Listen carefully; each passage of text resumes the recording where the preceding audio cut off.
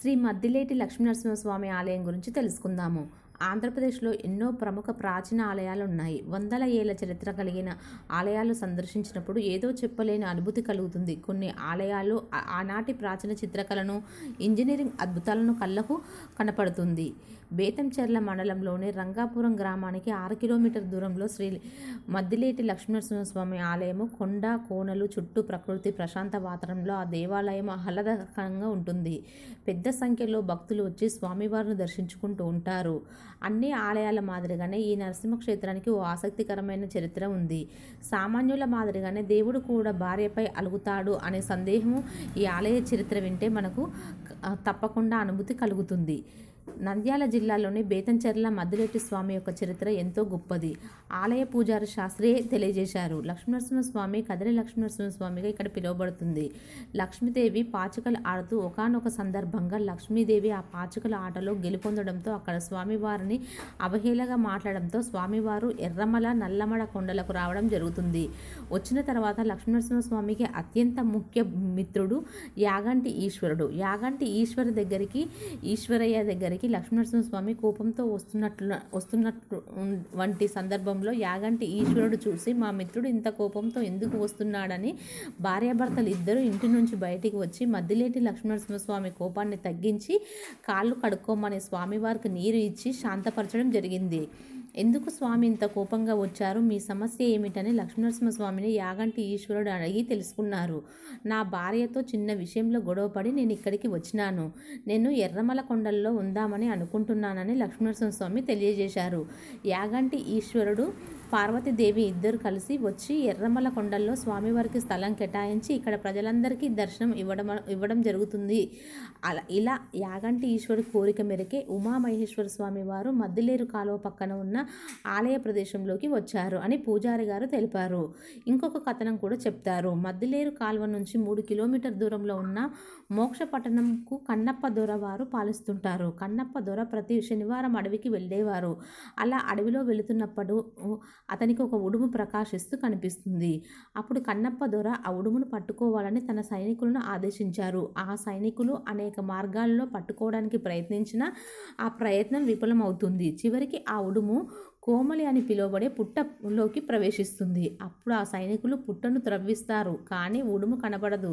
కన్నప్ప దొర తిరిగి తన రాజ్యానికి చేరుకుంటారు. అదే రోజు రాత్రి స్వామివారు రాజు యొక్క కలలో కనిపించి, పొద్దున నీకు ఉడుములా కనిపించింది, పుట్టలో ప్రవేశించింది నేనే అని చెప్తాడు. ఈ విషయాన్ని తెలుసుకున్న రాజు వేద పండితులతో పుట్ట వద్దకు చేరుకుని స్వామివారికి పూజలు చేస్తారు.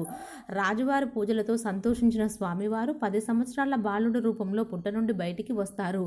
అప్పుడు రాజువారు 10 సంవత్సరాల బాలుడిని ఎత్తుకొని మద్దిలేరు కాలువ దగ్గరికి తీసుకువచ్చి కూర్చుండబెట్టి పూజలు చేసి అభిషేకాలు చేసి తర్వాత స్వామివారు శిలారూపంలోకి మారిపోతారు. మద్దిలేరు కాలువ పక్కనే నరసింహస్వామి ప్రత్యక్షంగా కనపడినందున ఈ స్థలము మద్దిలేటి నరసింహస్వామి ఆలయం అని పిలువబడుతుంది. ప్రతి శుక్ర శనివారాల్లో జరిగే పూజలకు అధిక సంఖ్యలో భక్తులు హాజరవుతారు. భక్తులు తాము అనుకున్న కోరికలు నెరవేరగానే బంధుమిత్ర సమేతంగా క్షేత్రాన్ని దర్శించుకోవడం ఆనవాయితీ. జిల్లాల్లో స్వామివారి పేరుతో మద్దయ్య, మధుకిరణ్, మద్దిలేటమ్మ, మద్దమ్మ, మంజుల, మదనేశ్వరి, మయూరి ఇలా రకరకాల పేర్లు పెట్టుకుని తమ భక్తి భావాన్ని చాటుకుంటారు భక్తులు. ఉత్సవాలు ఈ క్షేత్రంలో 2008 నుంచి ఉత్సవాలు నిర్వహించడం ఆనవాయితీగా జరుగుతుంది. ముక్కోటి ఏకాదశి రోజున శ్రీదేవి భూదేవి సమేత లక్ష్మీనరసింహస్వామి కళ్యాణం అశేష భక్తుల మధ్య జరుగుతుంది. 3 రోజుల పాటు పలు ఉత్సవాలు, క్రీడలు నిర్వహించడం ప్రత్యేక ప్రస్తుతం ఈ ఆలయ దేవాదాయ ఆధ్వర్యంలో నడుస్తుంది. దాతల సహకారంతో నిర్మించిన 150 గదులు కూడా అందుబాటులో ఉన్నాయి. అప్పుడే తొలిసారి లక్ష్మీనరసింహస్వామి ఇక్కడ కొండ మీద పాదం మోపారు. పాదం మోపిన స్థలం నుండి కొద్దిగా ముందు గరుడ దీపము 70 మీటర్ల ఎత్తులో ఉంటుంది. ఈ గరుడ దీపం చుట్టూ ప్రదక్షిణ చేస్తే భక్తుల కోరికలు నెరవేరుతాయని ఇక్కడి వారి నమ్మకము. లక్ష్మీనరసింహస్వామి మొదట పాదం మోపిన స్థలంలో శ్రీ లక్ష్మీనరసింహస్వామి పాదముద్ర ఇప్పటికి అలాగే ఉంటుంది. ఇక్కడ నిత్య పూజలు జరుగుతాయి. ఇక్కడికి అలిగి వచ్చిన లక్ష్మీనరసింహస్వామిని వెతుక్కుంటూ గరుత్మంతుని పైన లక్ష్మీదేవి వస్తుంది. గరుత్మంతునితో లక్ష్మీదేవి అడుగుపెట్టిన చోట ప్రస్తుతం గరుడ స్తంభం ఉంది. లక్ష్మీదేవి ఇక్కడ చెంచు లక్ష్మి అమ్మవారిగా జంతు బలులను స్వీకరిస్తూ ఇక్కడే ఉండిపోయారు. లక్ష్మీనరసింహస్వామి శనివారం రోజు ఇక్కడ పాదం పెట్టడం వల్ల భక్తులు శుక్ర మరియు శనివారం ఎక్కువగా వస్తుంటారు. ఈ ఆలయానికి పక్కగా మద్దిలేరు అనే ఏరు ప్రవహించడం వలన ఈ ఆలయానికి మద్దిలేటి లక్ష్మీనరసింహస్వామి ఆలయం అని పేరు రావడం జరిగింది. ఈ మద్దిలేరు ఎల్లప్పుడూ జీవనదిగా ఉంటుంది. ఎలాంటి కాలంలో అయినా ఎండిపోకుండా సజీవంగా ప్రవహిస్తూ ఉంటుంది. ఇక్కడ ఎలాంటి కోరికలు కోరుకున్నా ఇట్టే నెరవేరుతాయి. ఈ ఆలయానికి ఎలా చేరుకోవాలంటే కర్నూలుకు 70 కిలోమీటర్ దూరంలో ఈ క్షేత్రం ఉన్నది. బేతంచెర్ల డోన్ నుంచి ఆర్ఎస్ రంగాపురం వరకు బస్సు రైలు సౌకర్యం ఉంది. నంద్యాల డోన్ రైలు మార్గంలో రంగాపురం స్టేషన్లో దిగి ఆలయానికి చేరుకోవచ్చు. రంగాపురం నుంచి దాదాపు 3 కిలోమీటర్ దూరంలో ఉంటుంది.